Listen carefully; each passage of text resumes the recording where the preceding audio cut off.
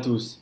Après les mots Melech, Ozer, ou Moshia ou Magen, on va donc pouvoir clôturer la première bénédiction de la Hamida en disant Baruch Ata Hashem, Magen Avraham, béni sois-tu Hashem, le bouclier d'Avraham. Et déjà, on peut faire une première remarque qui est qu'on avait vu au début de la première bénédiction, on avait mentionné les trois patriarches, Avraham, Yitzhak et Yaakov. On sait que Avraham correspond au chesed, à la miséricorde. Yitzhak correspond au din, à la gvura, c'est-à-dire à la rigueur divine. Et Yaakov est la tiferet, la rachamim, l'équilibre parfait qu'il y a entre les deux. Et on voit que finalement, on va clôturer ces bénédictions en mentionnant seulement le nom d'Avraham. Il y a à cela plusieurs explications.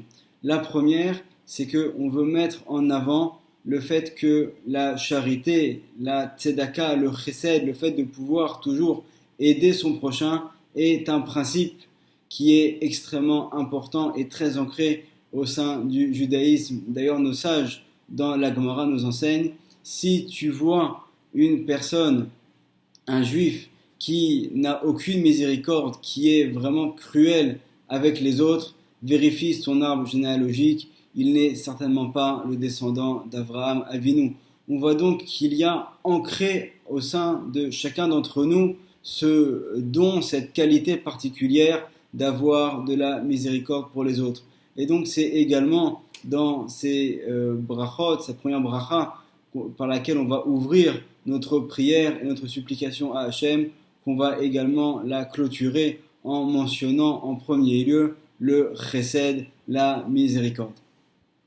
L'autre explication également qu'on pourrait mentionner, on peut la tirer des paroles du Zohar, au tout début du Zohar sur le livre de Bereshit, où Rabbi Shimon Bar Yochai va mentionner énormément de louanges sur Avraham Avinu, qui finalement a été le premier croyant, le premier monothéiste, et c'est grâce à lui que toute la création a pu trouver un sens. Donc il a un mérite qui est vraiment considérable, et c'est grâce à lui que notre monde donc, a pu, par son intermédiaire, continuer à exister grâce à cet enseignement qu'il a transmis, donc d'abord que lui-même a réussi à acquérir, et également qu'il a transmis à son fils Yitzhak et à son fils Yaakov, et de génération en génération jusqu'à notre époque.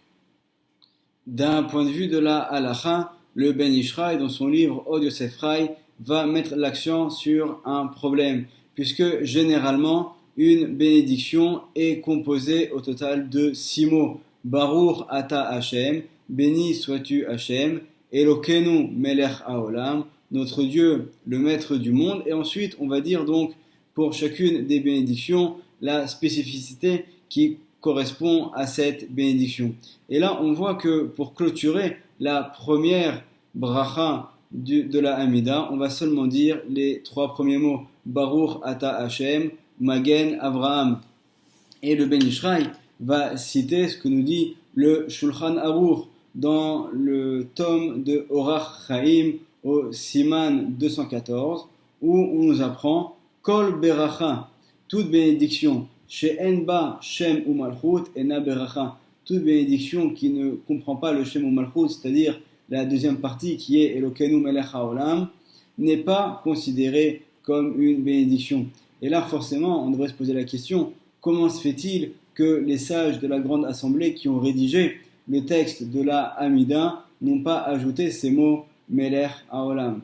Et pour répondre à cette question d'un point de vue de la halacha, on va rappeler également ce que nous avions vu précédemment, que la Hamida est composée de 3 parties. La première partie qui sont des louanges à Hachem, la deuxième partie qui sont des demandes, et enfin la troisième qui sont des remerciements. Donc les 3 premières bénédictions de la Hamida correspondent à des louanges à Hachem. D'ailleurs, c'est ce que nous enseignent nos sages dans le Talmud, dans le traité de Brachot, à la page 32, où il est dit « Le'olam, toujours, yesader adam shevachav shel akadosh baruch hu ve'acharkach itpalel » Dans un premier temps, l'homme devra louer Hachem, puis seulement ensuite il fera sa prière, il pourra donc faire toutes ses demandes.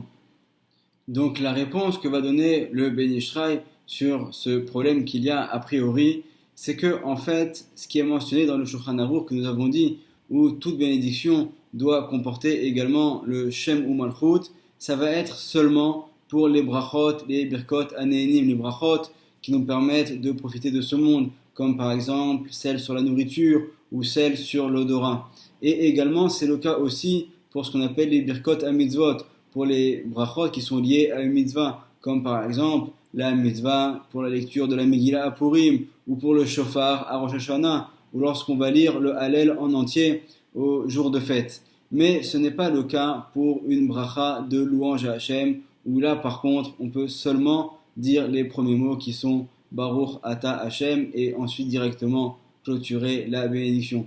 Donc grâce à ces paroles du Ben Ish Chai, on a pu expliquer d'un point de vue donc de la parabole et également d'un point de vue de la halacha, pourquoi est-ce que nous terminons la première bénédiction en disant Baruch Ata Hashem Magen Avraham pour rappeler donc le chesed, la miséricorde, le mérite que nous avons grâce à cela pour mériter, si Dieu veut, d'avoir toujours la bracha et le chesed de la part d'Hachem. Amen ve Amen.